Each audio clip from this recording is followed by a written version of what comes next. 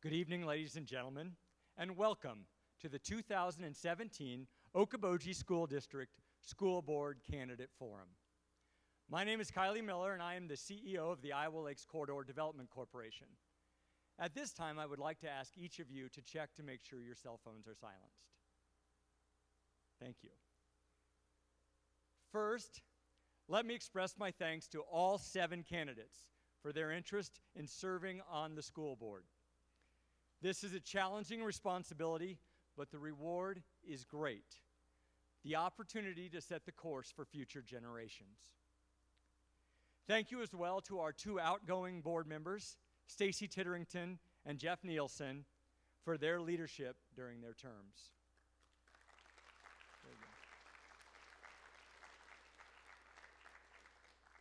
And thank you to Mr. Abrahamson and the entire Okoboji School District team for coordinating tonight's event and for everything you do for our kids. Tonight we will have the opportunity to hear from 6 of 7 candidates for 2 open seats on the board. The candidates are Shannon Anderson, Cheryl Almer, Brad Drogmiller, Todd Gonerman, Julie Johnson, and James Slipkey. Dan Winkowicz will not be here tonight as he had a prior international commitment on a missions trip. The order of events will be as follows. First, each candidate will have 90 seconds to make opening comments.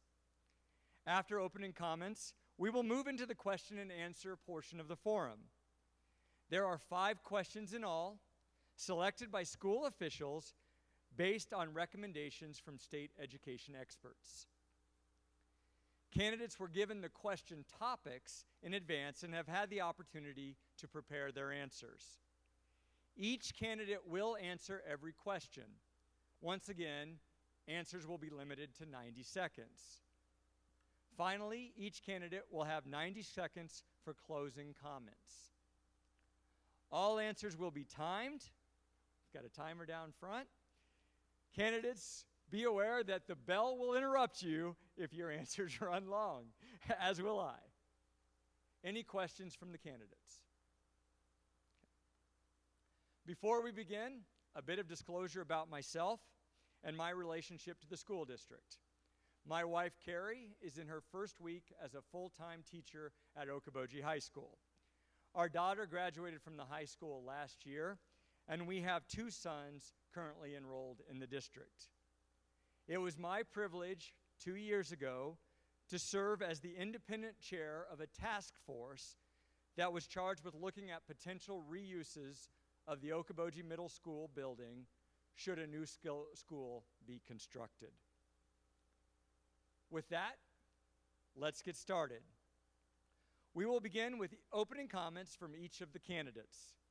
We will proceed in alphabetical order, beginning with Ms. Anderson. Ms. Anderson, you have 90 seconds, and when you're ready, the floor is yours.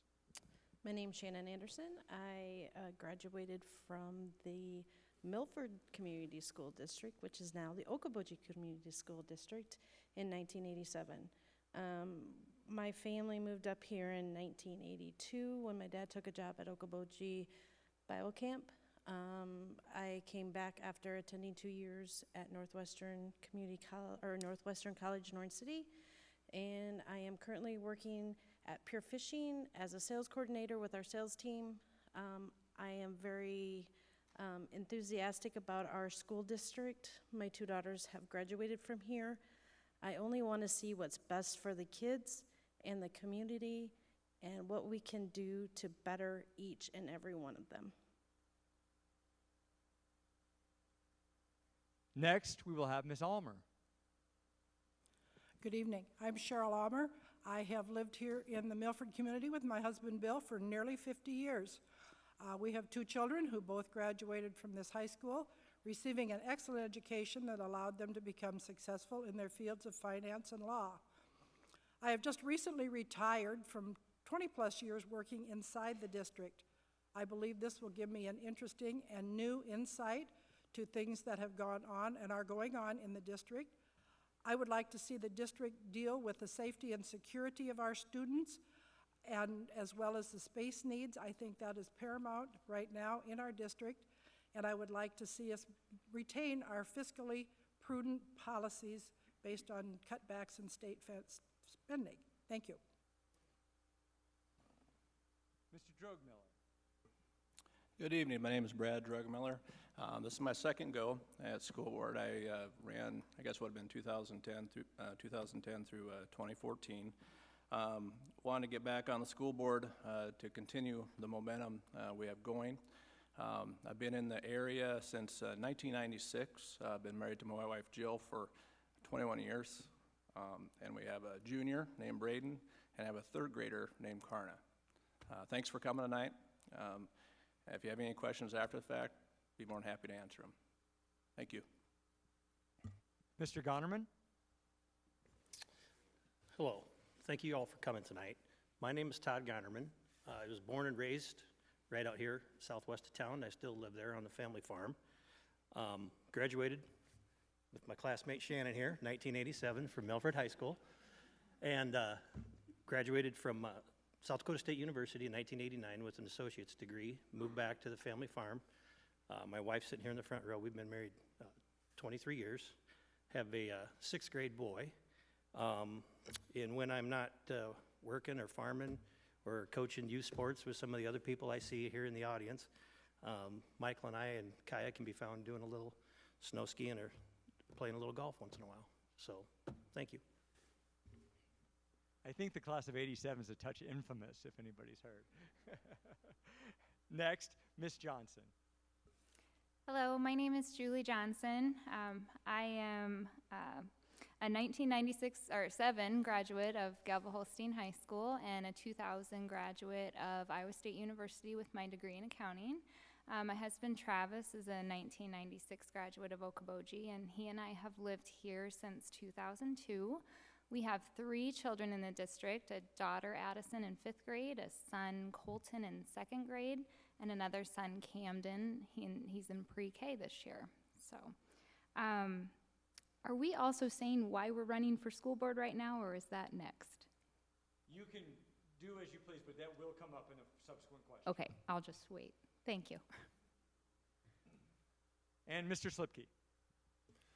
First of all, I'd like to thank everyone for coming, taking time out of your evening to come and listen to us talk, and thank my fellow candidates for having the fortitude to run. Appreciate it. Anyway, I was born in Iowa, graduated from Spencer High School in 1984. After that, I went to school in Nebraska and met my wife there. We've been married September 3rd, it'll be 29 years. We moved to Denver where I worked for Lockheed Martin. And we had our son, we decided we didn't want to raise him in Denver. So we moved back to the area and chose Milford, and that was in 2000. My son is one of the reasons that I'm running for school board. He absolutely loved this school, loved his teachers, and couldn't think of anything else to say other than good things about the school. I guess I'll leave it for now. Quickly, I'd like to remind anyone who might have a cell phone going to go ahead and shut it off at this time. Yeah, I was just about to tell him that. Yeah, I apologize to Mr. Slipke for that, but did you get your full time? Okay. Now we will turn to the question and answer portion of the forum. As mentioned previously, the 5 questions that follow were selected based on the recommendations of state education professionals. The questions are intended to help voters in the district learn as much as possible about the views of the respective candidates. They can also help the candidates themselves think about the board, the range of issues facing the board, and what it takes to be an effective board member. Again, all candidates will answer each question. Answers are limited to 90 seconds. And we're going to continue working in alphabetical order, so we'll start with you, Ms. Almer. Can you please tell us, what are the reasons for you to seek this election? Well, ever since I've lived in Milford, I've always wanted to take a more active interest in community affairs. By working full-time, that was limited. But now that I've retired, I have more time on my hands, and I think I could do a good job following through with issues on the school board. I also believe that because I've worked within the district for 20 years, that will give me a real insight into what the board needs. With the upcoming discussion on student safety and increased enrollment issues, I feel that my time being retired would allow me to take a more hands-on approach to this issue. Thank you. Next, Mr. Drogmiller, please tell us, what are your reasons for seeking election? We're working. One second while we have a bit of clarification here. We'll continue to work in alphabetical order, with each subsequent question coming with a new first answer. Does that make sense? Yeah, no. Ms. Anderson, don't worry, you're going to get a chance to talk. Okay. Sorry, a little technical difficulty. And now I'll repeat the question for Mr. Drogmiller. Please tell us, what are your reasons for seeking the election? First, I ran for school board. My only objective was to serve and basically learn how the school worked. Looking back, it's quite an education, new superintendent, financial challenges that led to cuts to staff and programs, claims of logo infringement, union negotiations, and a principal leaving. Often people think of the school board as a thankless, time-consuming job, but in reality, I found it quite rewarding. I have no axe to grind, no hidden agenda. My interest in education and how we educate our future leaders is important to me, and I want to be part of a team that determines the best path for our district. Mr. Gonerman. My number one reason for running is looking out at this room. I went to some of these meetings in the last few years, and participation from the public I thought was terrible. Now, we've got 1,000 students, 7,000 people that live in this district, and there's 50 people in this room. So, to me, that's terrible participation. So, I'm running because I want to make a difference and participate. And I figure that if you're not part of the solution, then you're the problem. And I'm just absolutely shocked that there's some major decisions and the general public is mostly uninvolved. So that's my reason for running. Ms. Johnson, would you please tell us your reasons for seeking this election? Thank you. I'm running for school board because I'm an advocate for our school and our community. My current position, I'm the director of finance at a local nonprofit, the Pearson Lakes Art Center, and previous to that, I worked in public accounting for 8 years and private accounting before that. So I have a lot of budget experience and fiscal responsibility through my current and past positions, as well as my volunteer positions. So I think that will be an asset in helping the district to maintain a balanced budget and make sound financial decisions. And I'm also running for school board to support the amazing students we have in our district and the teachers and the administrators. Thank you. Mr. Slipke? Thank you. Mine's a little different. Actually, there's an educator here at the school that asked me to consider running, and my first thought was run and hide.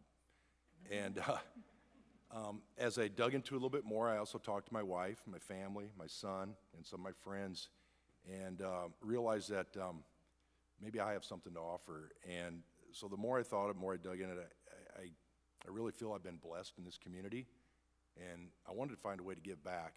And to be honest, I can't think of a better way to give back than to serve our children, our teachers, educators, and this community than to continue to work to provide quality education for all the kids coming up in the future and do what I can to keep Okoboji at top.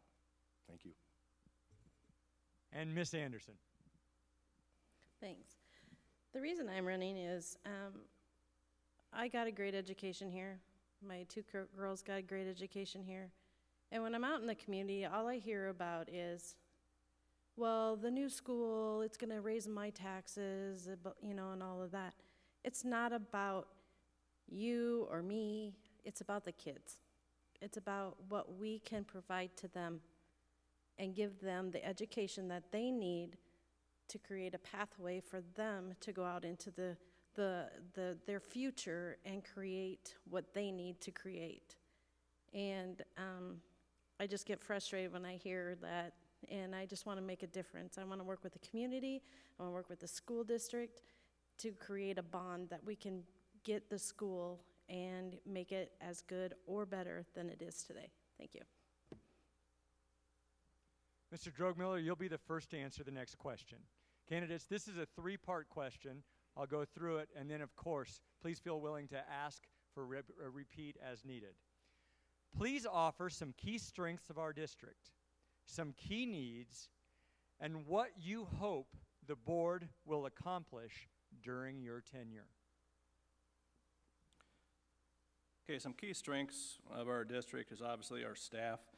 We have won several awards and been recognized regionally and nationally as one of the best schools.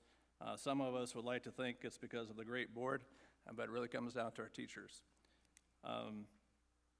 Day in and day out, our educators are truly doing things that move the needle for our district. Another big thing for our district, we're located in the best place in Iowa. We can retain and recruit the best teachers and administrators, I feel. Our relationship with Iowa Lakes Community College and offering transferable college credits for our juniors and seniors is also a benefit. Key needs, I feel we need to take a closer look at our school district's inefficiencies, short and long-term maintenance requirements. Next, we need to associate a cost with it. We have aging facilities requiring roof repair, tuck pointing, HVAC replacement or upgrade, electrical upgrades, windows, doors, flooring, plumbing, et cetera, et cetera. Couple this with the inefficiencies of multiple locations, and we're likely spending hundreds of thousands of dollars every year that bring no value to our kids' education and do nothing to accommodate current or future growth. During my tenure, or our tenure on the board, I'd like to set a goal to increase enrollment 3 to 5% a year, including pre-K, develop a solution for our growth challenges that benefits our school and our community in the short term and long term. Really? I had one more item. No, sir. You can get that in your concluding All comments. right, I'll do it. Okay. It was a good one. We'll all be waiting with Okay. bated breath. Thank you. Next, we'll go to Mr. Gonerman. I'm going to repeat the question. Please offer some key strengths of our district, some key needs, and what you hope the board will accomplish during your tenure. Well, with any organization, your strength is always in your people. And my experience so far as a parent in the school system has been through elementary and into middle school, and absolutely wonderful experience with those two parts of the school. Now, my past history as a graduate was a wonderful experience, contrary to what Larry was saying earlier. But, you know, I've been in this town my entire life, so, you know, there's a good sense of community, and that's also a strength. As far as the needs, I don't really have an answer for that. I've attended some of these public meetings. We've talked about infrastructure. We've talked about space. We've talked about enrollments. So my reason for running is to learn more about what those needs are. I don't know what those needs are, okay? And as far as my goals is to learn those needs, help define them, and be fiscally responsible to not only the school, but to also the tax-paying citizens in this district. There's got to be definitely some common ground on what's doable and what's right and just for both parties. Ms. Johnson, do you need the question repeated? No, I'm fine, thank you. I think the biggest strength of our district, just like the two gentlemen beside me, is our people. I think we have a tremendous superintendent in Mr. Abrahamson. I think all three of our building principals are amazing. And that goes along with also we have amazing teachers and support staff. And I think their enthusiasm and their energy is reflected in our students. I think our district offering things like makerspace rooms, and if you don't know what a makerspace room is, ask any teacher or principal. They're awesome. They're new this year in our middle and elementary school. I think they're great assets to our school. Midmester Academy, J-term this year. I think they're just small examples of how our school is offering academic excellence. As far as our key needs, I think a need actually ties into a strength, and that's the fact that our school is undergoing a facilities assessment by FEH, and by doing that, we're going to have, we can rely heavily on the results of that to try and figure out building maintenance and improvement needs more specifically. What I hope the board will accomplish if I'm elected to school board, I hope the board can continue to maintain a balanced budget and continue to make strong financial decisions. And I also hope the board can continue to meet the needs of the students and the community by adhering to the mission of the school district. Thank you. Next, we'll turn to Mr. Slipkey. Thank you. Key strengths, it's been said before, is our dedication and our service from our educators and their staff, and my son Wyatt and my nieces and nephew are testament to just that. Some of the needs, I think, again, I'm a novice at this at best, but is during my 50 signature walk, most of that went really well, but some people tugged my ear pretty hard, almost physically. But the relationship, there's some work to be done there, and I think that comes through dialogue and transparency, and I think we need to work towards that.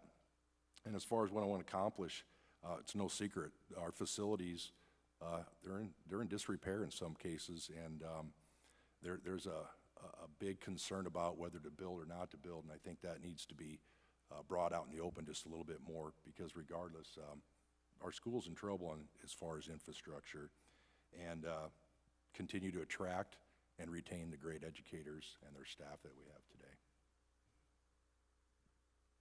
Ms. Anderson, please offer some key strengths of our district, some key needs, and what you hope the board will accomplish during your tenure. I look out in the audience and I see Mr. Baus, who also graduated from here. I see Mr. Cunningham, who's been with us 8 years, 10 years. Wow. You know, we and Mr. Downing, who's been here 8 or 10 years too, probably, roughly. We do have great leadership in our schools, and we need to keep that. It's a strength. I know when my kids were going through school, they would come home and they'd say, "Oh, you want to hear what Mr. Downing did today? You know, his tweets, they're pretty funny." You know, but that keeps the kids interacting with him. It keeps them interacting with, you know, Mr. Baus, he's out there greeting the kids in the morning. Mr. Cunningham, he's out there greeting the kids. We need to keep that. But we also need to look at what our infrastructure is. We need to look at what we need to give to the kids to make them have better education than what we have today. We need to keep those awards coming. We need to go from bronze to silver to gold. We need to get there. But with the infrastructure we have today, we're not going to get there. We need to give the kids the education that they need. My goal is to work with the community, work with the staff, and do what's right for both, and do what's right for the kids. And Ms. Almer. Thank you. I see our strengths as the great tradition of academic excellence we have, our use of innovative technology, our superb teachers and support staff that really care about our kids. Needs, I think we need to look at these feasibility studies that FEH is doing to determine what our needs actually are. Whether it's building more buildings, whether it's rehabbing what we have, we need to work on space and security for our students. Also feel we need to develop more vocational programs, more hands-on learning programs for students following that career path. What I would like to accomplish while on the board, I would like to work to find a solution to our space and safety needs. I would also like us to keep our excellent teaching and support staff, remain fiscally responsible while working within our budgets. Thank you. The next question will go to Mr. Gonnerman first. Again, it's a longer question. An individual school board member has no authority. Only the board as a whole can make decisions for the district. What skills or traits will allow you to contribute to effective operations of the board as a team? In your understanding, what are the roles and responsibilities of a board? Okay, you know, as a board member, I believe your job is to communicate. So somebody has to be the liaison between administration and the general public. So communication is key. And if that leadership comes from the board, that will make things a lot more seamless. Now, as for responsibilities, I haven't the foggiest idea what the Okoboji School Board's members' responsibilities are. But in the past, my experience with boards is to be exactly what I said, to be a liaison, okay? Any elected position is the bridge between whatever that administrative agency is and the general public. So you're to bring the public's ideas to the boardroom and the boardroom's ideas to the public. Next, Ms. Johnson, again to repeat, what skills or traits will allow you to contribute to effective operations of the board as a team? And in your understanding, what are the roles and responsibilities of the board? Thank you. Well, as far as skills or traits for effective operations of the board, I mentioned already that I'm currently the director of finance at a nonprofit, so continuous cash flow and budget monitoring is what I do on a daily basis. So my financial background and knowledge will be an asset to the board as we work collaboratively to make decisions. I've also previously served on the finance committee of the school district, so I have a knowledge of the school finances and budgeting, and I do understand there's a very distinct difference between school budgeting and financing and your traditional profit and non-for-profit businesses. And also through being on the school foundation board and the special projects board, I've gained an understanding of the things that the general operating budget can and cannot fund. I drive my coworkers nuts because I refuse to make decisions until I have a complete understanding of things, and so I would carry that over to the school board. As far as the roles and responsibilities of the board, I think the primary role of the board is to be an ambassador for the school and for the community. The board hired Mr. Abrahamson, our superintendent, to run the district.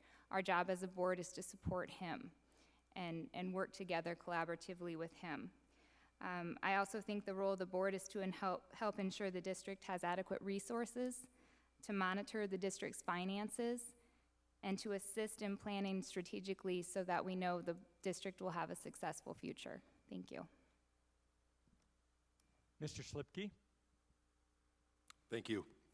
Skills and traits. I put myself through school twice, once for an associate's and a bachelor's, and I was very proud to be able to do that.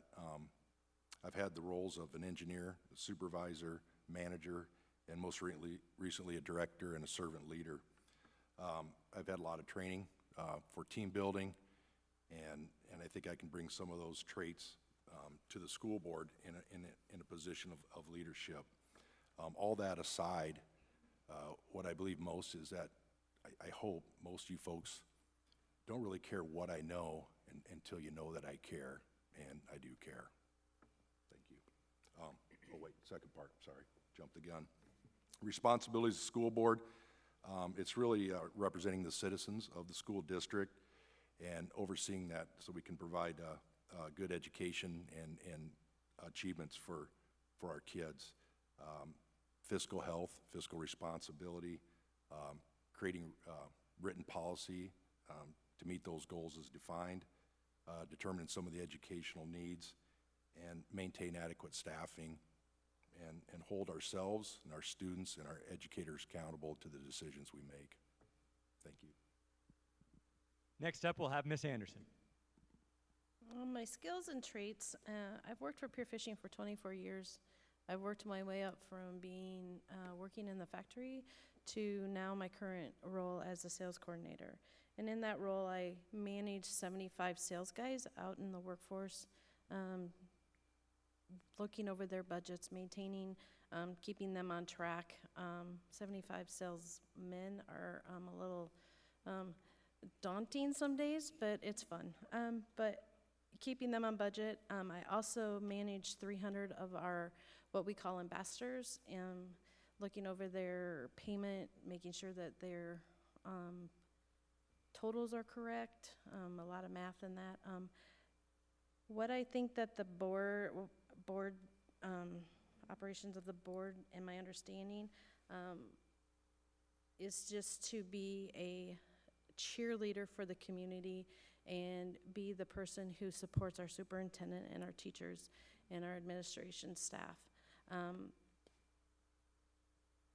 I think that we can do better at communicating, like Todd said, with the community and letting them know what is going on within the school district. And I think maybe if we have a better communication, they'll have a better understanding of where we're coming from and what we need to do to create the pathways that we need to create for the kids and the teachers. Because I don't think, if you don't have a school, you don't have a community, and if you don't have a community, you don't have a school. Next, Ms. Almer. Thank you.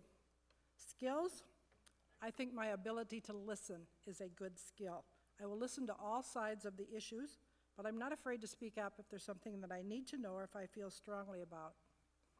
Having lived here in Milford for nearly 50 years, I have made many contacts that will make it easier for me to bring information to the public.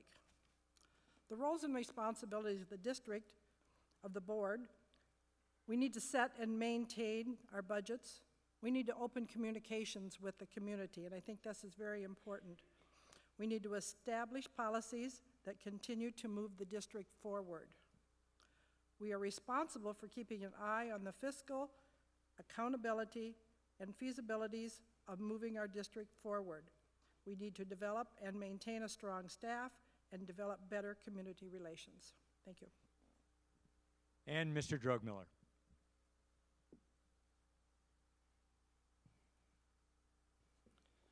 As past director, vice president, and president of Okoboji School Board, I've been very engaged in all aspects of the school. In addition, I served 4 years on the school finance committee, 2 years on the building committee, and 2 years on the SIAC committee. Typical term requires 48 meetings, roughly 20 to 30 special meetings, hundreds of emails and phone calls. I take ownership in my responsibility as a board member. My last term, I made every single meeting with exception of one special meeting regarding an air conditioner purchase. I respond to emails, I return calls, and I stayed awake for all the meetings. I'm able to collaborate with administration, educators, staff, and our community on the wants and needs of the district with success. I'm able to filter out bias and emotion when making decisions, and when making decisions, I base it on facts, reality, and common sense. Internal and external confrontation goes with the territory. I'm able to keep my composure, maintain professionalism no matter the situation when representing our district. As far as the roles and responsibility of the district, Okoboji School is a business. We have employees, we have customers, product, and competition. As the board, we need to balance the wants and needs of the district and strive to put out the best product possible. To be innovative and forward-thinking in how we educate, to set achievable goals and initiatives to keep us moving forward. We don't want to become a rocking chair school. In other words, move a lot but don't go anywhere.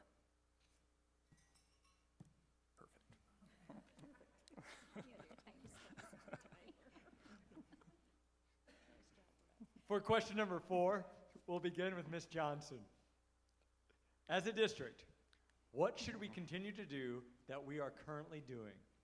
What should we be doing more of? And what should we stop doing or change? Thank you. What should we continue to do that we're currently doing? Learning and how students learn is continuously evolving, and I think our district does an amazing job at keeping up with those changes and setting academic standards that adhere to those changes. Like I mentioned before, makerspace rooms in the elementary and middle school, Midwestern Academy. Our school is doing things to keep up with the technology and evolving standards, and I think that's great. We should keep doing that. What should we be doing more of? Stop doing or change? I think every new school board member starts their board tenure knowing they have a learning curve regarding school finances and the operations of the district. As a community member and as a parent, I've always felt very informed by the board, and that the board has been very transparent. So if I'm elected to the board, I know I'll gain a much better understanding of the decisions being made and how the district runs. And so until then, I don't feel I can sit here and suggest things the district should stop doing or change until I have a more solid understanding of the reasons the district is doing the things they're doing. Thank you. Mr. Slipkey, as a district, what should we continue to do that we are currently doing? What should we be doing more of? And what should we stop doing or change? What we should continue to do is just continue to serve our teachers and students in the community, continue to attract and retain those great educators, continue to work to stay on top, to be a top educational institution, and stay agile with our learning and classroom programs. What should be doing more of? In the business that I work in, it's manufacturing based. It's kind of a hands-on talent arena, and I think we need to work a little bit harder to provide opportunities and different programs for those kids that aren't going to go to a traditional four-year college or university, and give them equal opportunities in other areas. What should we stop doing? Well, I'm not sure exactly on that what we should stop doing until I'm in there, as Julie said, but right now I guess stop doing anything that hasn't been successful or what's not working today. Thank you. Ms. Anderson.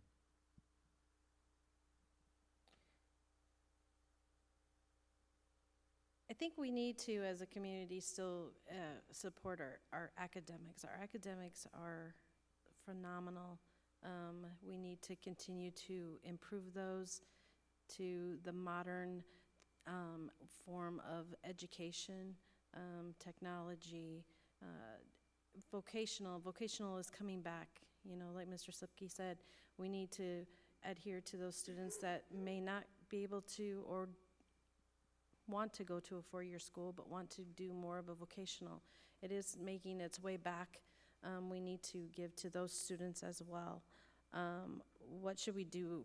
What should we be doing more or stop doing? I don't know if there's really anything more that we should be doing per se.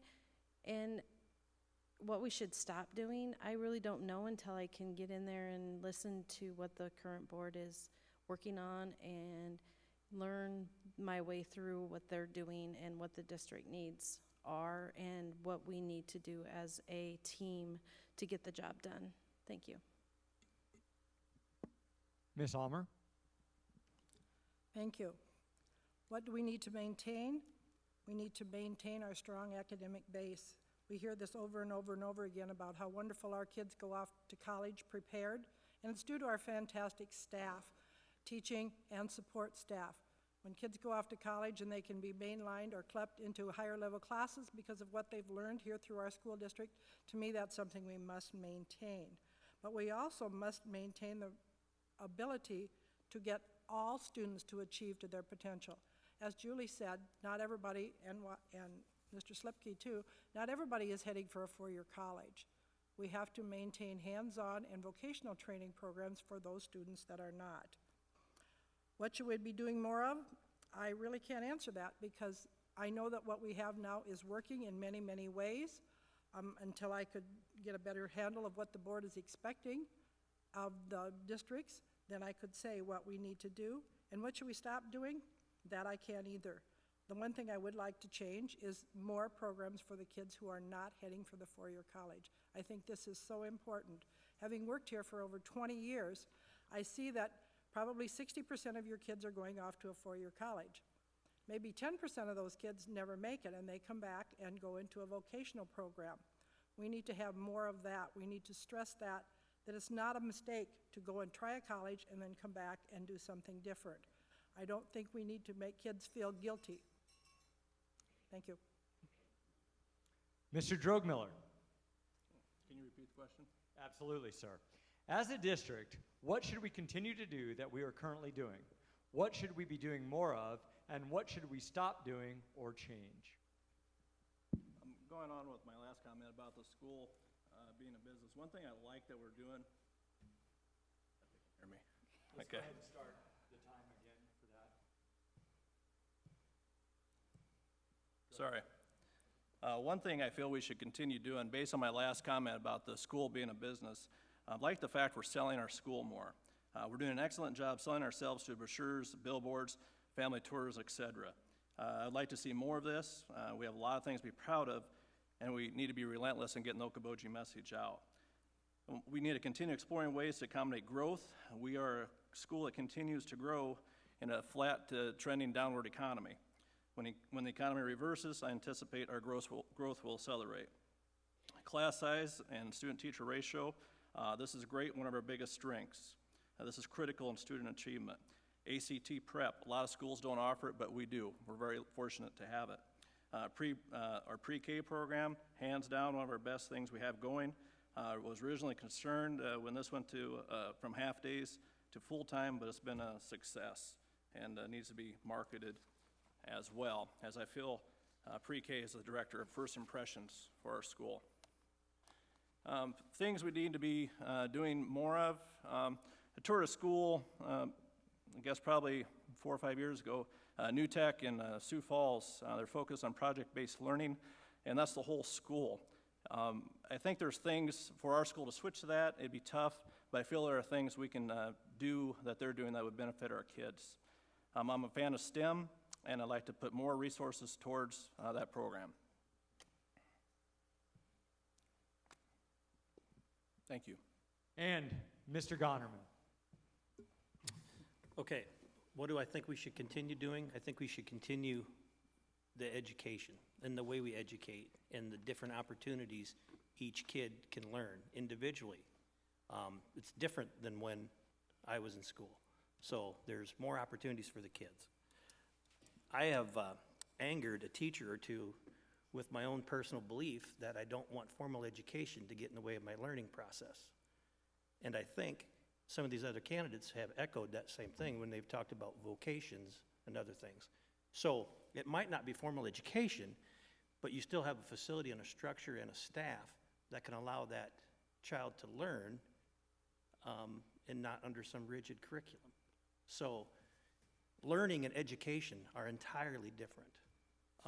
What we should be doing more of and what we should continue or what we should stop doing, I haven't the foggiest idea. That's one of those questions I can't answer, and that's why I'm here as a candidate. Thank you. Thank you. We're going to turn to question number 5 now. We'll start with Mr. James Slipke. Sir, what does the school district's tagline, "Pioneering Pathways for Every Student," mean to you? Thank you. I actually had to do a little research on that. I thought I knew what it was, and I guess I was close. But what I realize is it's really neat. I don't know who actually started or developed that, but I'd like to give them a high five for it. But what I can gather, it's using different techniques and styles to get in touch with the children and work towards communication, collaboration, critical thinking, some things like that, so that they're prepared when they leave the school system. We keep trying and fostering different learning avenues and techniques to support their different abilities and how they learn. And I can assure you, it was not that way when I was in school in Spencer. It was one way, and that's it. So I applaud whoever designed and fostered this. I know it's beyond a tagline. It's an actual, I guess I'm going to call it a verb, you know. But I think it's great, and we're challenging kids in different ways, and I think that's just spot on. Ms. Anderson, what does the school district's tagline, "Pioneering Pathways for Every Student," mean to you? When this first came out, I'm thinking, pioneering pathways. That's interesting. You know, for me, pathways means paths. What paths are each student going to take? And it's like, it goes back to what we're saying, vocational. We need to give pathways and different technologies and different ways that our students can learn and that we can get them to go on to their own pathways outside of these walls and go out into the communities and be the best that they can be and look back on their education and look back at the community they came from and take that with them and new pathways, maybe not back here at home, but in the communities they go and they live after they graduate from here. Take a little piece of us with them and create pathways in the schools that their kids are going to go to. You know, they may not come back here like some of us have. I see a lot of former Okoboji graduates sitting in the audience. We chose to bring back our pathways here and create the pathways for our kids here at Okoboji. But again, a lot of kids don't. So if we can give them that pathway and that understanding and that knowledge of different ways to create their own pathway in education and the way that they go out in the communities, it's a win-win for everybody. Ms. Almer. Thank you. Pioneering pathways for every student. To me, that means that we need to ensure that every student gets what they need educationally to ensure their success in life. We have exceptional students in this district. We have slow learning students in this district. We need to provide them all with the tools that it takes. A wise man once said to me, fair doesn't mean that we all get the same thing. Fair means that we get what it takes for us to succeed in the choices that we make. And I see that as what pioneering pathways means. Thank you. Mr. Drogmiller. Well, whoever came up with it, excellent. A lot easier for me to understand than built for others. I like it. I had to drill down on this a little bit. The definition of pioneering, to do something that has not been done before, to create or develop, one who is first or among the earliest in any field of inquiry, enterprise, or progress. That's pioneering. Pathways, which is commonly used in other schools and churches, a way of achieving a specific result, a course of action, a path in which you can walk along or a route which you can take. So pioneering pathways to me means creating a way to achieve a result for every student. In other words, student achievement. By combining the tagline, pioneering pathways for every student, with our mission statement, we will prepare each learner with the knowledge and skills necessary for a productive life in a changing world. I feel we are creating an environment or culture in which our administrators and staff will strive in preparing future generations of Okoboji pioneers. Mr. Gonerman. I've thought long and hard about this, and you know, one of the things is all the kids have an opportunity, no matter at what level they're at. You know, if they're accelerated, they're behind, whatever, they have an opportunity to succeed. As I look out at some of the wrestling coaches in the audience, one of the things that we believe, and that's part of our tagline, is we're here to build young men. Okay, so pioneering pathways, we're here to build young men and young women. Today, it seems to me that kids have less opportunity to experience different things. I grew up on the farm in the 80s, and we could get in all kinds of trouble pretty much 24/7. I have an 11-year-old son that can climb in, start the combine, and start combining beans, but can't make microwave macaroni and cheese. So there's two different pathways. And a lot of learning is experience. And if we can provide experience, we can provide learning. And Ms. Johnson. Thank you. To me, pioneering pathways, similar to what everyone else has set up here, is it's not creating a one-way street that every learner has to take. It's creating hundreds of paths and sending each unique student learner down their own path. I can honestly say I've never come to a parent-teacher conference where I didn't feel like my child, the teacher makes you feel like your child is the only student in their classroom.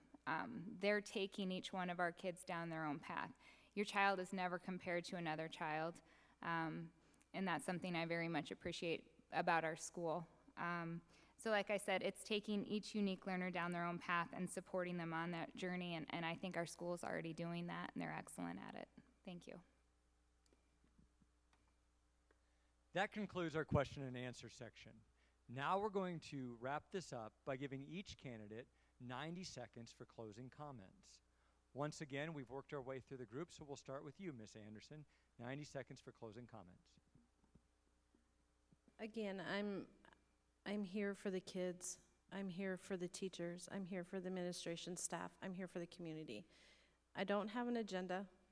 I want what's best for the whole community, the whole school district, our kids. It's all about the kids. It's about giving them the education to let them go out and spread their wings after leaving these four walls and doing what they need to do to be successful in life. And I think if we can stick together as a board, stick together as a community, stick together as a whole, I think that we can get there, and we can get the infrastructure done, and we can get the education and get to that gold status. And let's get to that gold status and go from bronze, silver to gold, and do more marketing and get our school out there in the public. Unfortunately, we have to do that because of the open enrollment. And I guess when I walked into this school after they put the signage up and all that, it gave me a sense of pride to come back here as a former graduate and see that. And I think my kids even, my girls even said, you know, that's pretty cool. So that's coming from a 22-year-old and a 19-year-old, but it gives you a sense of pride that we're taking pride in our school, and that's huge. Thanks. Ms. Almer? Thank you. I'm just going to echo a little bit of what Shannon said. I think we have a really great thing going here, and I think we need to move forward.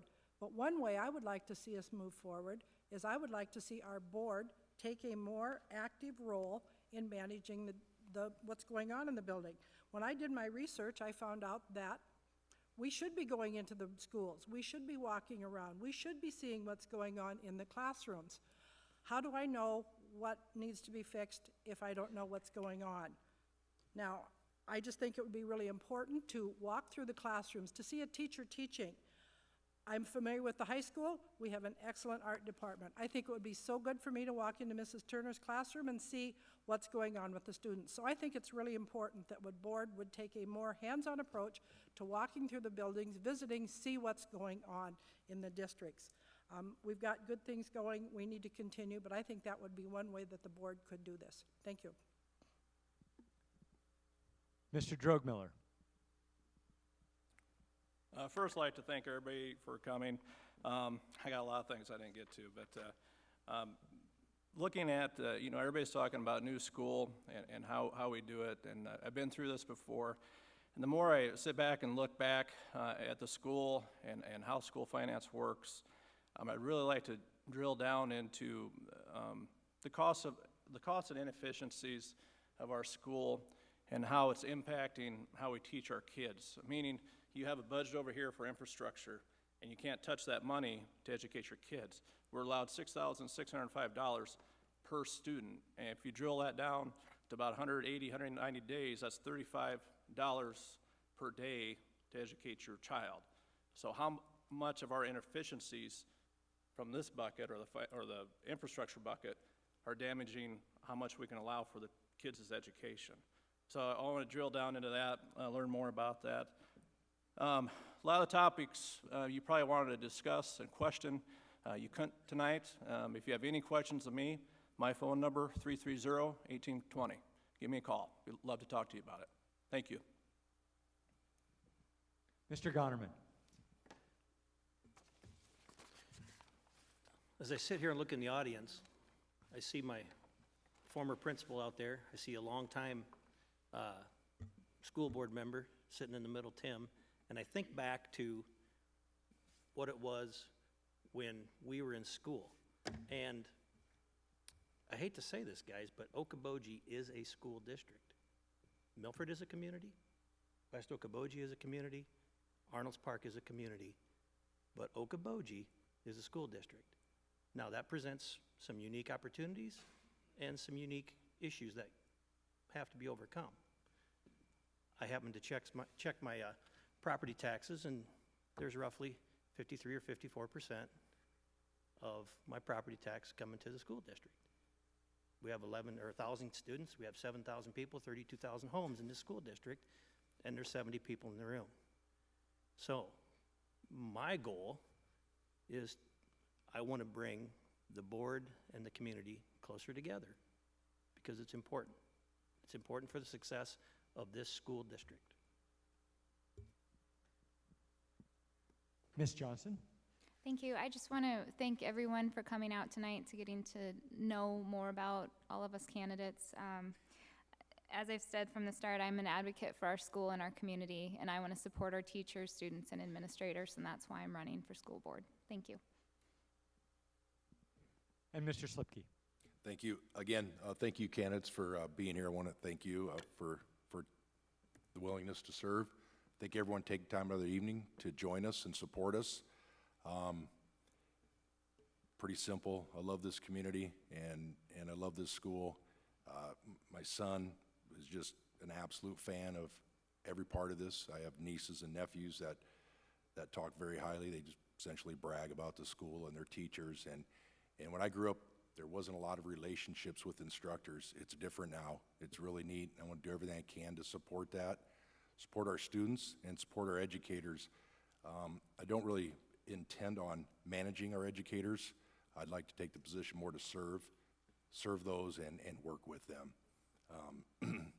and build relationship with the community. It was well said before, there is some differences and of opinions, and that's going to be a tough thing to go through, but I think I can bring some leadership, transparency, and integrity, and I'll do what I can to do a great job for y'all. Thank you. That concludes the formal part of tonight's forum. Once again, thank you to all 7 of the candidates for your interest in serving our children. I would like to invite the audience to join me in applauding these candidates.